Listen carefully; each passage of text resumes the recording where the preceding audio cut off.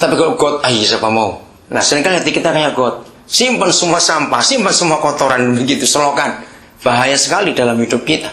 Mazmur 731. Mazmur 73. Kalau kita berkata, Tuhan itu baik, ternyata tidak kepada semua orang Tuhan itu baik. Sesungguhnya Allah itu baik bagi mereka yang tulus hatinya. Nah, cuma itu. Terus, dan? Bagi mereka yang bersih. Nah, berarti kalau hatinya kotor, Tuhan tidak baik. Nah, gitu saja. Truly God is good to Israel, to such as are pure in heart. Such are pure in heart. Wah, luar biasa. Ayo saudara, kita bersihkan hati kita. Mengapa Tuhan memberikan gambaran bahwa Roh Kudus itu gambarannya merpati, dove. Perdamaian juga gambaran merpati. Ternyata merpati itu satu-satunya unggas jenis burung yang nggak punya empedu. Empedu kan tempat pahit. Ya, merpati tidak punya. Juga merpati adalah burung yang setia pada pasangannya. Dia bukan poligami, tapi dia cuma satu pasangan seumur hidup dia. Dan itu hebat sekali. Maka tuanya merpati, kalau kita dulu di Indonesia bisa dibuat aduan. Ya, nah, kalau betinanya kita taruh di darat, terjuntanya terbangkan. Itu yang saya heran itu, walaupun ada berapa betina, dia nggak keliru mana istrinya loh. Itu luar biasa. Nunggunya itu pas kepada pasangannya. Padahal nggak pakai kacamata. Kita pakai kacamata masih bisa salah. Itu luar biasa itu merpati. Itu karena murni hatinya, jernih hatinya. Sekarang bagaimana kita bisa menjaga hati kita itu? Sudah banyak hal yang kita dengar, kita lihat, kita dengar, kita lihat, kita pikirkan. Itu semua masuknya ke dalam hati. Masalahnya bagaimana cara kita menjaga hati kita itu? Ya udah, kita beri filter kuping kita beri filter mata kita. Supaya semua yang kita lihat, semua yang kita dengar, semua yang kita pikirkan, kita pilih mana kita simpan. Yang nggak baik nggak usah kita simpan, rugi. Nanti si rumahnya habis itu. Cuma untuk yang jangmil semuanya disimpan. Nggak ada yang bersih, yang baik untuk kita. Ya betul, delete aja yang lain, buang aja. Nggak ada gunanya. Bikin penuh saja. Nah, di situ tidur akan enak sekali. Amin. Walaupun ada maling nggak akan kebangun. Karena tidur nyenyak, hatinya bersih, pikirannya tenang. Nggak ada gangguan apapun juga. Kita percaya berapa pada surah yang baik itu tadi. Yeremia pasal yang ke-17 ayat yang ke-9. Nah, ini di sini kita harus hati-hati dalam hidup kita. Bagaimana hati manusia secara umum? Maka itu Maria itu hatinya beda sekali. Itu sebabnya Papa pilih dia. Langsung dari surga, nggak perlu kemana-mana. Pilih Maria. Karena Papa nyelidiki hati kita. Yeremia 17 ayat yang ke-9. Betapa liciknya hati. Nah, lebih licik daripada segala sesuatu. Hatinya sudah membantu. Siapakah yang dapat mengetahuinya? ya, ngeri saudara. Hati itu adalah bagian yang paling licik. Betapa liciknya hati. Bahasa Inggrisnya? Sifon? The heart is deceitful Deceitful above all all. things, and desperately weak. Desperately wicked. Ngeri sekali. Itu hati kita. Siapa yang bisa tahu hati orang? Saudara, perut lapar orang bisa tahu karena pasti bunyi. Betul enggak? Pikiran jahat orang bisa tahu dari matanya. Tapi hati itu yang paling punya rahasia besar. Suami istri pun nggak akan pernah tahu hati pasangannya. Betul tidak? Orang tua dengan anak pun tidak akan pernah tahu. Maka itu firman betul berkata, hati itu paling licik. Orang bisa kelihatan manis-manis di depan, tapi hatinya jahat, kita nggak ada yang tahu. Pikiran bisa dibaca orang. Dari mata kita bisa baca pikiran orang. Ya, dari gerak-gerik orang, jadi body language kita bisa tahu orang itu mau apa. Tapi hati sangat rahasia. Hati itu yang tahu cuma dua pribadi. Orang itu dengan Tuhan. Betul tidak?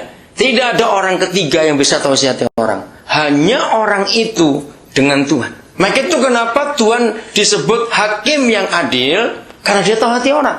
Kalau dunia ini semua hakim seperti Tuhan, nggak perlu saksi di pengadilan, langsung tembak, tahu kamu begini-begini. Betul, maka itu kenapa nggak ada hakim yang adil di dunia? Karena nggak tahu hati orang. Nah, itulah hati kita. Masalahnya bagaimana kita menjaganya. Tiap saat kita bisa dengar sesuatu, bisa lihat sesuatu, mikir sesuatu. Bagaimana kita tetap bisa menjaga hati itu? Orang tanya, coba gambarkan kepada saya Pak Daniel, yang paling licik di antara yang paling licik karena mengejar hati, apa ya? Saya tanya, Papa beri saya hikmat supaya orang itu puas jawabannya. Dek langsung bilang, saudara bisa bayangkan kalau ada belut masuk oli.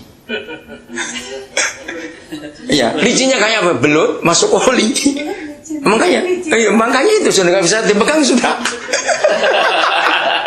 Itulah hati kita. Licik sekali. Dan itulah hati kita. Kenapa kita punya pengalaman mungkin satu hari teman kita bertahun-tahun baik, tiba-tiba satu hari dia jahat. Wah, kita kaget semua. Kok bisa begitu? Jangan kaget. Ini ayat. Hati itu kok nggak dijaga seperti itu. Kita baru bisa beli mobil misalnya sekian belas tahun, kita pengen punya mobil sendiri. Kita beli. Kita rawat baik-baik. Bagus. Ada orang merawat pipinya, jangan sampai keluar jerawat satu pun. Bisa juga. Ada orang merawat apanya lagi. Tapi ingat, hati lebih daripada semuanya itu yang harus kita jaga. Maka itu kalau kita dengar yang jelek, cepet tolak. Ajak orang itu ngomong yang lain. Sorry, jangan ngomong itu. Ayo kita ngomong yang lain yuk. Karena seringkali,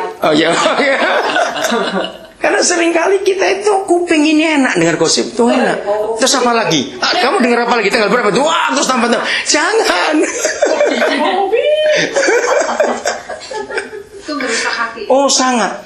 Itu yang merusak hati. Jadi kalau dalam satu lingkungan ada yang kayak gitu harus gimana Pak? Pergi aja. Iya, pergi. Kalau enggak kita kasih dia makan terus supaya enggak ngomong.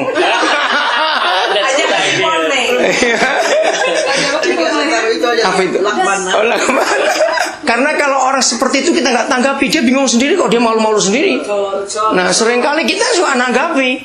Nah, orang begitu, wah bisa nambah omongan segala macam. Saya punya teman hamba Tuhan di Ungaran, dia sudah meninggal. Suatu hari dia ngomong gini sama saya ini heran Den, dia mengisah Den. Kenapa? Orang Kristen tuh aneh. Kok dititipin uang seringkali kurang, kok titipin omongan lebih. Ayo betul enggak? Aduh, itulah mulut kita ini. Kenapa kita ini kalau ngomong senang yang lebih heran gitu ya. Suruh ngomong pas saja susah, ngomong kurang juga susah, pasti ngomongnya lebih. Nah, kita harus hati-hati dengan omongan itu. Kita harus jaga-jaga baik. Maka itu dalam Matius 12 Yesus berkata, kalau iya katakan iya, kalau tidak katakan tidak. Ingat kalimat terakhir begini, lebih daripada itu pasti berasal dari si jahat. Oh, ngeri sekali itu. Kalau ya katakan ya, kalau tidak katakan tidak. Lebih daripada itu pasti berasal dari yang jahat. Wah, ngeri sekali itu.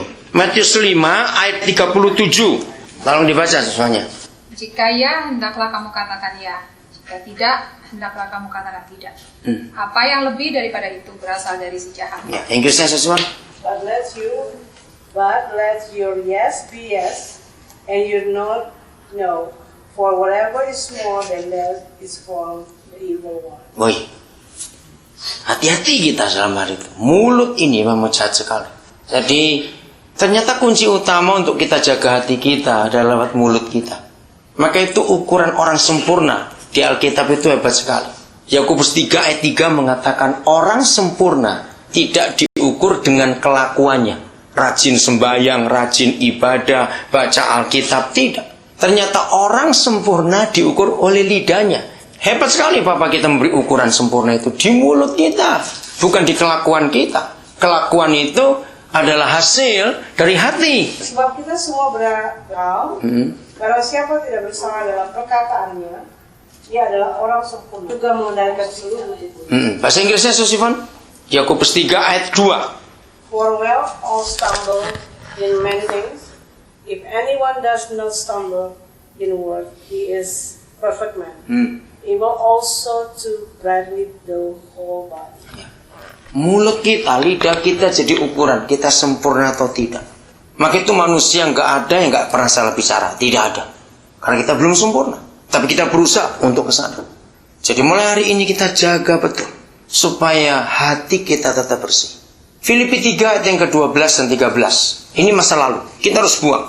Setelah lidah kita bisa kekang, maka sekarang kita harus lihat masa lalu kita. Ya, Filipi 3 ayat 12 dan 13. Filipi pasal 3 ayat 12 dan 13. Bukan seolah-olah aku telah memperoleh hal ini atau telah sempurna, melainkan aku mengejarnya. Kalau aku dapat juga menangkapnya, karena aku pun telah ditangkap oleh Kristus Yesus. Ya, 13. Saudara-saudara, aku sendiri tidak menganggap bahwa aku telah menangkapnya, tetapi ini yang kulakukan. Aku melupakan apa yang telah di belakangku dan mengarahkan diri kepada apa yang di hadapanku. Ya. 14. Ya. Ayat 14, dan berlari-lari kepada tujuan untuk memperoleh hadiah, yaitu panggilan surgawi dari Tuhan dalam Kristus Yesus. Ya.